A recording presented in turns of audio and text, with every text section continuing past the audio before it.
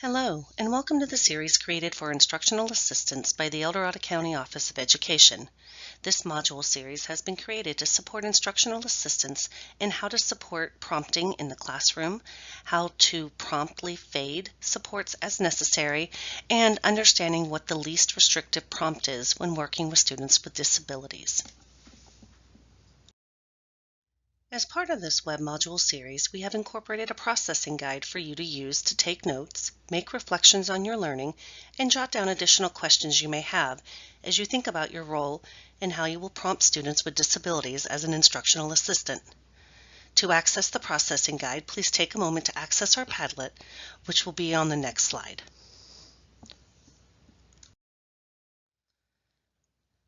Please pause the module and access the Padlet in order to download the processing guide prior to continuing with this training. As we go through the slides, feel free to pause the slideshow as appropriate to give yourself time to reflect, take notes, or jot down your questions and reflections. This module series does have its own Padlet. A Padlet is an online filing cabinet that provides access to resources. This Padlet will be updated as information changes. Module 4 will cover what is prompting, the different types of prompting, how to provide wait time, and techniques to use when assisting students in the classroom. And finally, we will review how to fade prompts.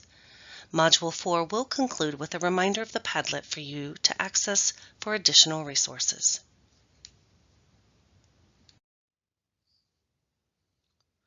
Take a moment to think about what you believe a prompt is. Prompts are foundational practice that include any help given to learners to assist them in using a specific skill. We all have prompts that we use. There are applications on our phones, traffic signs with the speed limit posted to remind us that we shouldn't speed. We can set reminders on our phones or alarm clocks. You may also make lists of things that you need to do. These are all prompts, and they are seen or heard daily in almost every environment. Please complete the processing guide for this slide. Now, let's review the types of prompts. There are 6 different types of prompts that can be given to support students with disabilities. This slide will walk you through the least restrictive prompt to the most restrictive prompt. The first type of prompt is a visual prompt. Visual prompts can be a picture card or even a written schedule, something visually that provides a nonverbal prompt. Visuals could assist students with sequencing so that they can learn the specific order of things. This is the least intrusive prompt and does not create prompt dependency. The second type of prompt are positional prompts. Positional prompts are when you place items in a location or sequence that ensures successful completion of the activity. Positional prompts are when visuals for the students to be independent but still requires that the environment is manipulated but does not require gestures to complete. The third one in the hierarchy of prompting are gestural prompts. Gestural prompts have at times been used with visual prompts, but they really are used when staff points or uses a hand gesture or a head nod to encourage participation. It could even be a point, usually with no eye contact, to complete the next step of a task. The fourth type is a model prompt. A model prompt is where you demonstrate a behavior to be performed. You are in essence the model for the student to learn the skill from. The fifth type of prompt is a physical prompt. This is when you physically guide or touch a student to help them use a target behavior or skill. You are actually making the child learn the motor movement of the task. There are 2 types. There's partial physical and full physical. Partial physical is when you provide some assistance to guide a student through part of a requested activity. It is less intrusive than a full physical prompt. Full physical is when you guide a student's hand or body to complete a task thoroughly. It is often referred to as hand over hand. The sixth type of prompt is a verbal prompt. Verbal prompts are when we vocally tell a student what to do. Within verbal prompting, we will have indirect and direct. Indirect, which is where you ask a student a question to prompt them, and direct prompt is where you tell them what to do. There are many models of least to most prompting, and some verbal prompts are placed between gestural and modal prompts. In many of our regionalized programs, this is the hardest prompt to fade, and it is the prompt that we often start with instead of using a lesser intrusive prompt. For students on the autism spectrum who may become rigid when they learn a skill, they may not be able to start or finish a task without a verbal prompt. This is often when we begin to see prompt dependency in students. In classroom, verbals are the easiest form of prompts to give due to so many moving pieces within a classroom and multitasking. For this reason, we've placed it as one of the most restrictive prompts we could use. One consideration is to ensure that the visuals are age appropriate despite the student's academic abilities. For example, an elementary age student can have elementary icons, but we would not use elementary icons for a high school age student. Here, we have a visual list of how the student is to be in his or her desk, quote, to be ready to work, end quote. In many of our county classes, we have these laminated and taped to a student's desk so that staff can readily point or gesture what the student is to do. Next, we have a visual for a hand washing routine that contains visuals for completing the task of washing someone's hands. Next is a visual used in classrooms, often referred to as a first, then card. First, the activity you want them to do, then the activity they want to do as a reward. Through an interest survey, you identify what the student will work for. Then, you put that icon of the item that they want to work for in the then box. The first activity is the activity that you want them to do. You place that icon in the first box. So that they understand first work, then reward. Another visual example is a token board. Many of our students have behaviors that are being targeted using a token board. As the student works, stars are earned, and the prize icon that they are working for is in the I am working for box. Here are some visual prompts that could be useful for middle and high school age students. On the left, we have a daily schedule where the activity is moved to Done column using a Velcro strip. On the right, we have a weekly schedule for a student. When the student completes the task, they highlight it under the correct day of the week for the correct activity. Also consider technology. Timers can be useful reminders for all students, but more socially appropriate for older students. The to-do list on the bottom is a visual where items to do are written down and can be checked off when completed. Please complete the processing guide for this slide. Here are two pictures of how a positional prompt can be used by either putting an item in the student's line of sight or placing, in this case, the shoes in the right order for the student to put them on independently. On the Padlet, there is a 10-second video demonstrating positional prompts. Here are some examples of gestural prompts. In the first picture, we see a point prompt to direct the student's eye to the task or the item requested. The next one is the sign for restroom. And the final is the sign for sit. These are all types of gestural prompts that we may see or use in a classroom. Here are some examples of modeling prompts. Remember, a model prompt is when you demonstrate a behavior to be performed. In the first picture, the adult is modeling how to take a bite, and the student then does the same. In the second photo, an adult is modeling motor movement using the mouth. And in the final photo, the adult is rolling Play-Doh to show the student how to do it. You are in essence the model for the student to learn the skill from. Here are some examples of physical prompting.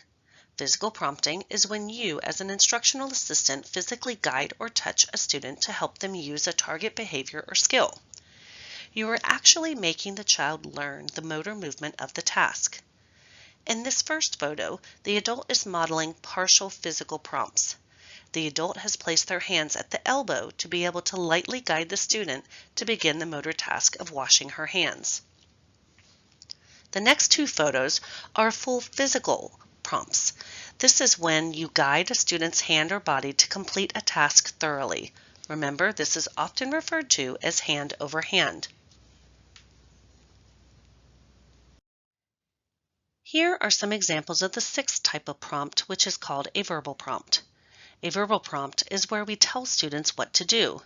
This is the hardest prompt to fade, and it is the prompt that we often start with instead of using a lesser intrusive prompt. We have two types of verbal prompts, direct and indirect. A direct verbal prompt is when we tell the student what he or she is expected to do or say. Susie, write your name. Draw an S. Draw a U. Draw another S. Draw an I. Draw an E.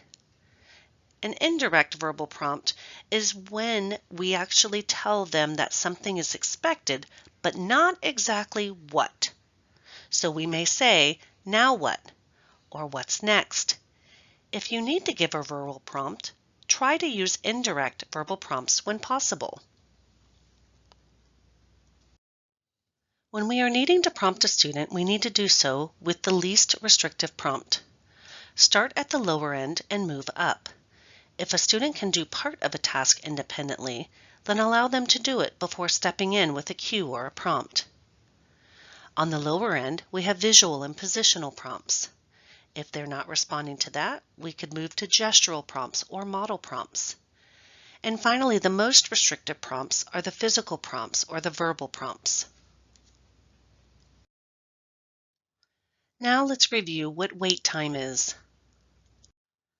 When working with a student with a disability, you need to give them processing time, which can also be called wait time. Wait time can vary between students.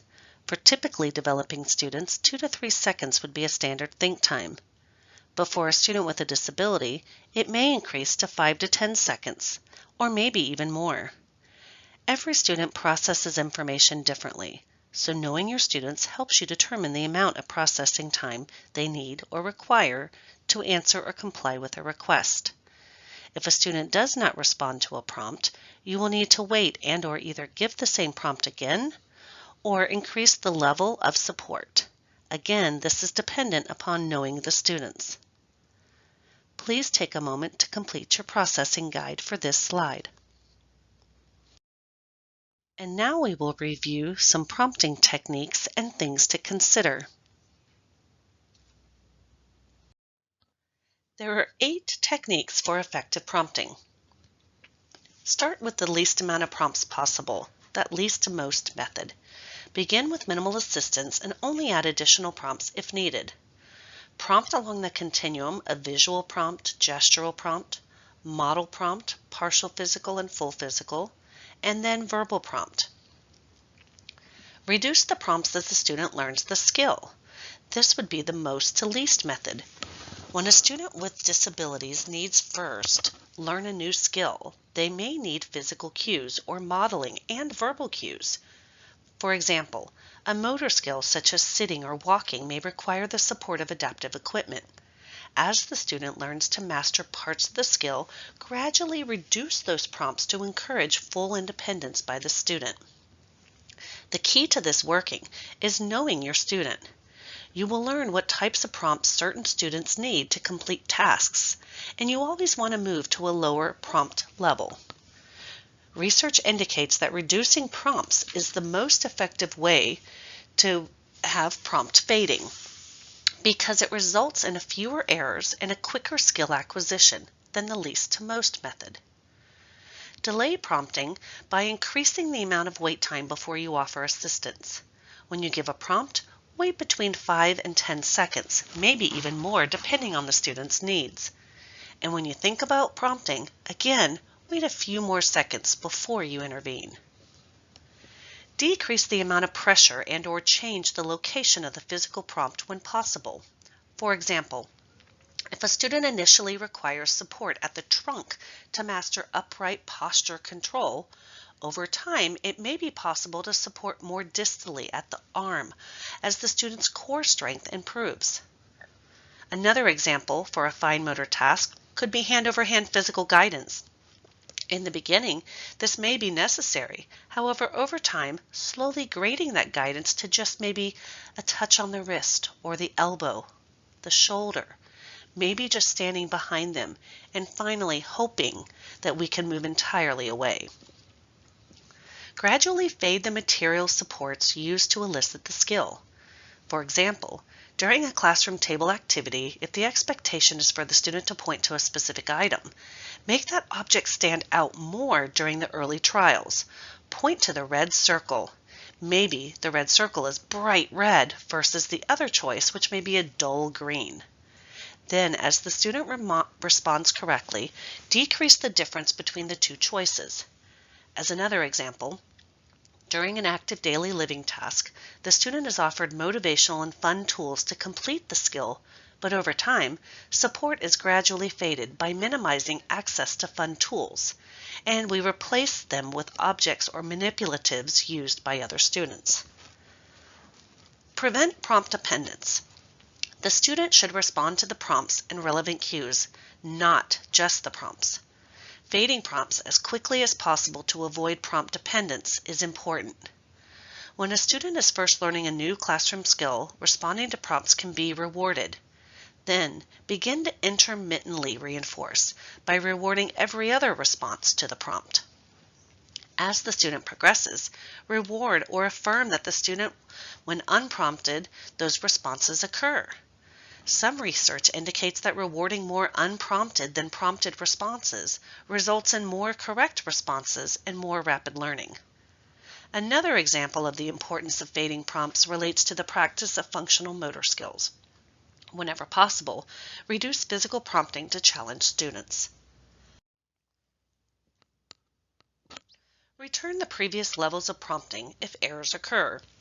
When the student practices the skill, the next time provide enough prompts to decrease the chance of errors happening. Evaluate the effectiveness of prompts. Use direct observation, data collection, to determine what prompts are successful when to fade the prompts. For example, documenting the specific supports in use with adaptive equipment allows you to record the reduction of support over time. Attempt short-term trial runs in the classroom of different types of prompting to create a plan of action. Remember to treat each student and each skill as a new set of circumstances, and remember not to always rely on previous or potentially outdated observations or data to determine new prompts for a different skill set. Another thing to consider is inadvertent prompting. Inadvertent prompting is when staff or prompt a student very subtly by smiling or making eye contact when a student begins to respond correctly to the cue. On the Padlet, there are several videos on least to most prompting, positional prompting, and even inadvertent prompting. Now we will review prompt fading.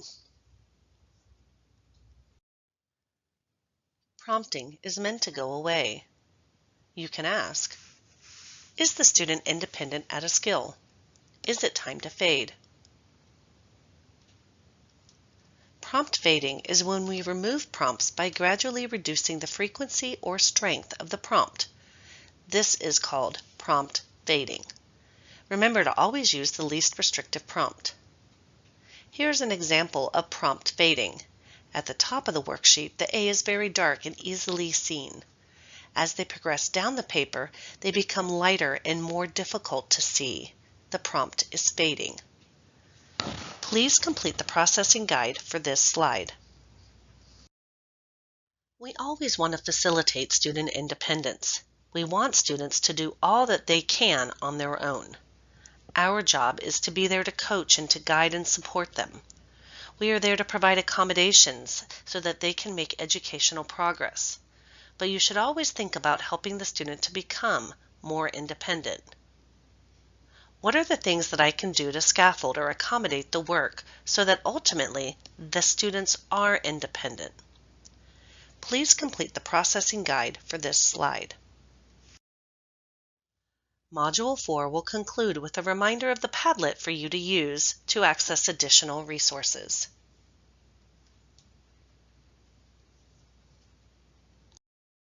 Remember that you can access the Instructional Assistant Padlet, Module 4, Prompting, at any time.